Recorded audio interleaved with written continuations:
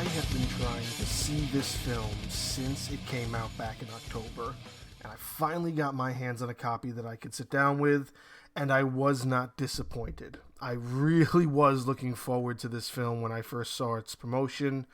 I never got a chance to see it in theaters, so I was waiting to see if I could find it at some way, shape, or form on the web. I got my hands on it, and I was super excited about it because it just looks like one of these films that's right up my alley. Now, granted, it's got a huge Big Hero 6 vibe. I think what they were going for was kind of that same feeling, minus the superhero gimmick behind it.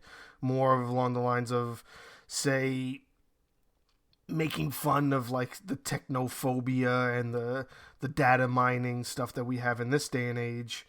And it's a very big talking point, and just kind of making it this cute little thing where, oh, instead of everybody having just their phones, what if they had little robots that did half of that stuff for them? So again, I got this really big Hero 6 vibe from it, and what I appreciate is that it's probably meant to have been some sort of competition for that, because it's done by 20th Century Studios and 20th Century Animation. Now, if you don't realize what that is, that's the studio that used to be owned by 20th Century Fox is no longer 20th Century Fox. It's just 20th Century Studios, and their distribution is through the same channels because they are owned by Walt Disney Studios. So essentially, 20th Century Animation is like another Pixar almost. This is a film that might have been something that they were trying to do as competition, but then with the buying out, it's now just another part of their own catalog.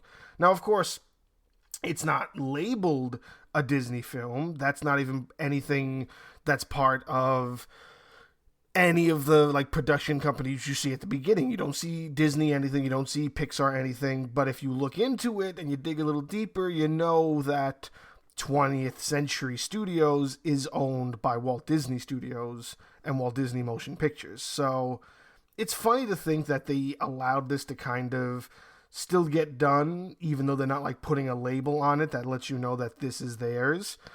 Because I think it was wildly successful. I thought it was a fantastic story. It tells a story about these robots that are meant to be like the friends of like middle schoolers. And, it's not just for them. It's probably for a vast majority of other people, but it's kind of to help them understand what it's like to like make friends and have a truer connection through your social following. But it's made by a company called Bubble, and Bubble is run by two different people. One who the people matter and one who the profits matter. So the profit guy is using them for like data mining purposes and getting, kids to buy more stuff. Basically all the things we're sort of afraid of now. But it's a cute story about a boy who doesn't come from a family that has the money to kind of afford one of these robots. And the kid's birthday comes up, and they want to get it for him. So they get one like off the back of a truck, but there are so many things that this needs, like, that you can only get if you purchase it legitimately. And of course, it starts malfunctioning because it can't connect to anything because there's no profile, because they didn't buy it authentically. So it starts running haywire. It starts doing things that the robots aren't meant to do. And the boy is battling whether or not he wants to keep it, whether or not it's like something he has to teach the robot because the robot can't connect to the internet to learn its own routines. And it doesn't understand that it has to learn through the presence that the boy kind of emanates. So the boy has to kind of show him what he's like. And then the robot and the boy build up this really cute relationship. And of course, it all goes haywire when his programming is looked at as sort of a virus and he starts like infecting other robots. So then the big company comes in. They try to get the robot. They try to destroy it. Basically really big like Short Circuit vibes, if you remember that film. So big Short Circuit vibes when it comes to that. But in Short Circuit, those robots were made for military purposes.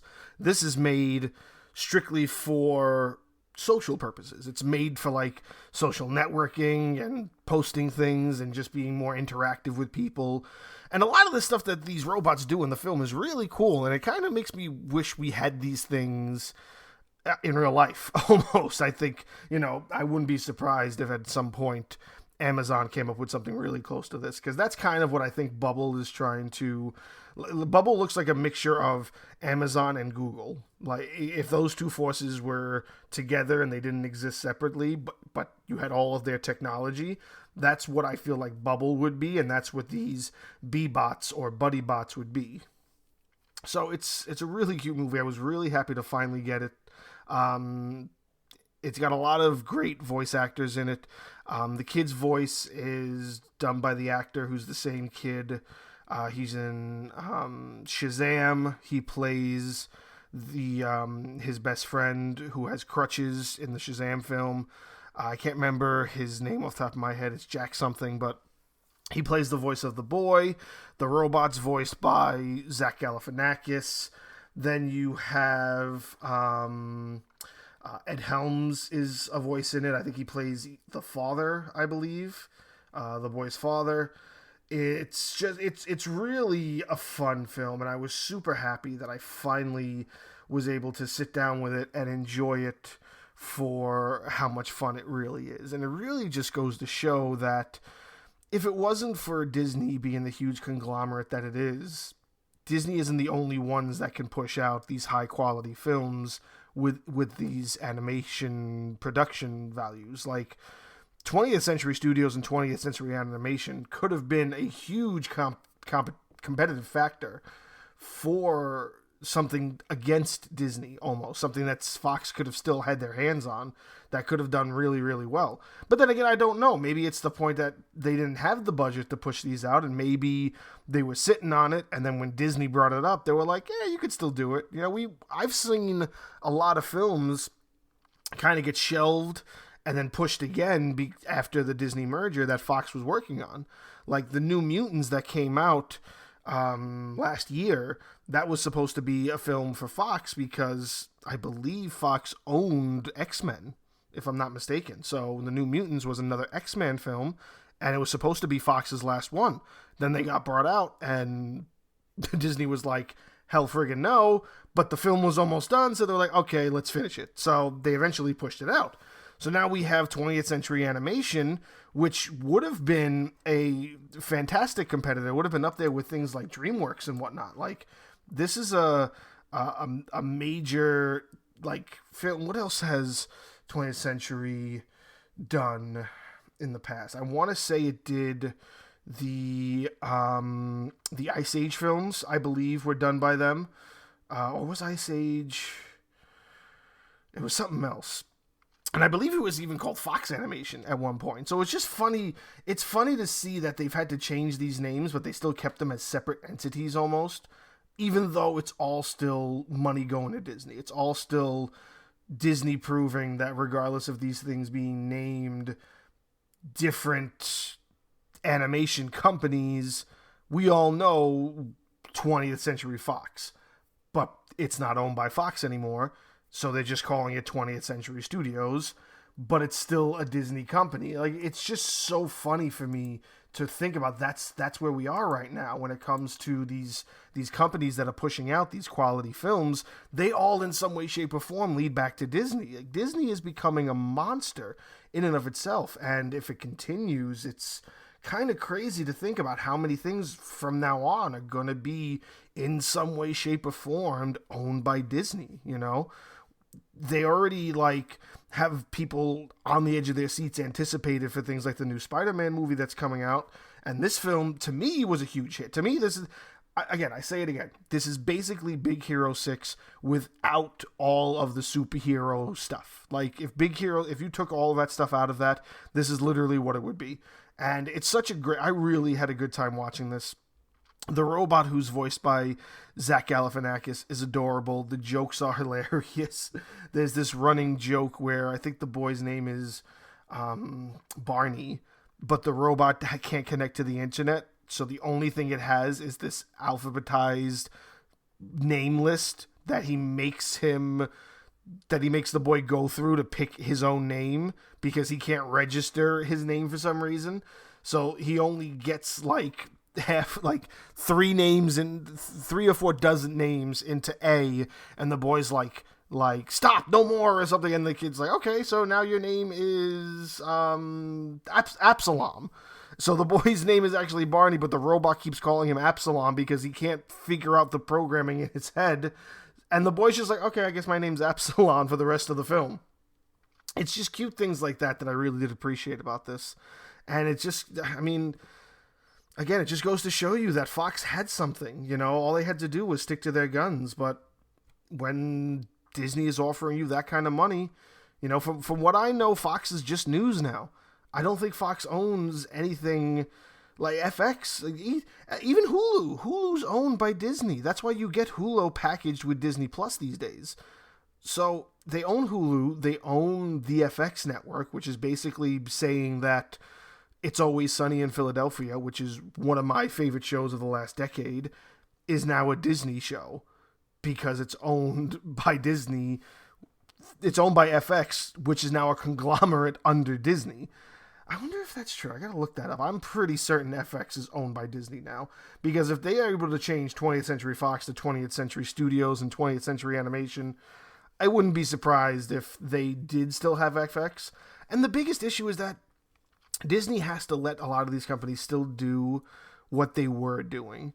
You know, like, this also goes to show that if Disney really has no role to play in this, they're just like the people that are dishing out the money for 20th Century Animation to kind of do these films. So they'll still get some portion of it, but it's still just like a separate company that can do its own thing. You know what I mean? Then it should continue to let them do that, because I feel like when you have too many things under the same umbrella, you run into so many issues that might be leading to such problems of like what Disney tries to avoid, like the censorship almost. Like the Netflix versions of the Marvel characters that they made for those shows, those 4 or 5 shows that they made, 6 shows even, with Defenders included. Those shows are very much more grim than anything else in the MCU right now. So when Netflix did that, Netflix was allowed to do that because that was the deal that they had with Disney. And now that Disney kind of has its own thing, that's kind of one of the reasons why a lot of those shows got canceled, even though people are still rooting for Daredevil to come back and rooting for the Punisher to come back. Those are the most brutal versions of those characters. And I don't know if Disney really wants that to be connected to them, because they're very much about wholesomeness. And you see a lot of this come out where they're not trying to like censor things, but they're trying to control a lot of their content more severely. You know, they're censoring actors and actresses who don't follow certain opinions that might cause backlash, and they don't realize that they can easily just cut ties with an actor and Disney will still hold, there's an accountability level, and Disney doesn't want to be held accountable for anything. They'd rather just cut ties and walk away. So that's smart business. But you gotta have certain things that can push envelopes, you know? That's why if they own FX and anybody tries to go after Disney for anything that's been happening on It's Always Sunny in Philadelphia, that would be barking up a vastly, vastly large tree that you will not be able to reach, because there is a huge community out there of people who love It's Always Sunny in Philadelphia, and they have been offensive since before even Fox knew or FX knew that they would be such a hit, and 14 seasons later they would still be going strong, with every season after another giving us something else that we all laugh and quote about. So I just hope that this is something, this 20th Century Studios area is still something that grows. And I think this is their first step. And that's another reason why I'm taking such a long time to kind of talk about this more, is that I think this is their first step into this realm since the acquisition. I don't think they've had any other films come out, if I'm not mistaken, because they were brought back in 2018. And the last film that I believe that came out under the 20th Century Fox banner was, I think, that spy movie with Will Smith, that animated one. And that was a couple of years ago. So now we're talking, it's 2021, and it's been 2 years since the last animated film for 20th Century Studios and 20th Century Animation. It's a hit. To me, it's a hit. To me, it's something that is totally worth giving them more of a chance. And I believe they are getting more of a chance because I think they're also the team that's going to be behind the Bob's Burgers movie. You know what I'm saying? So I've never liked Bob's Burgers, but I think they have enough of a following that movie will do great, and 20th Century Studios is behind that as well. So it's nice to see a film like this come from something but not be 100% Disney. It is a little Disney, but it's still not something that, unless you do the digging and you do the research, you wouldn't know that it's Disney. And even probably the most layman of people about the knowledge of this stuff knows that Disney brought out Fox. But everything about it is still exactly the same. Like the intro, the 20th century intro, with the trumpets and the flashing lights and the gold lettering, all that's still the same. It just doesn't say Fox anymore. So unless you're really looking for it, you won't 100% see it. So I'm really looking forward to what we might get from this production company moving forward. And Ron's Gone Wrong, it's just so much fun. I really enjoyed that film. And I just I want it to be known that I hope that this is a nice starting point for this company, and I hope we see more from them, and I hope they are all as good as this film was.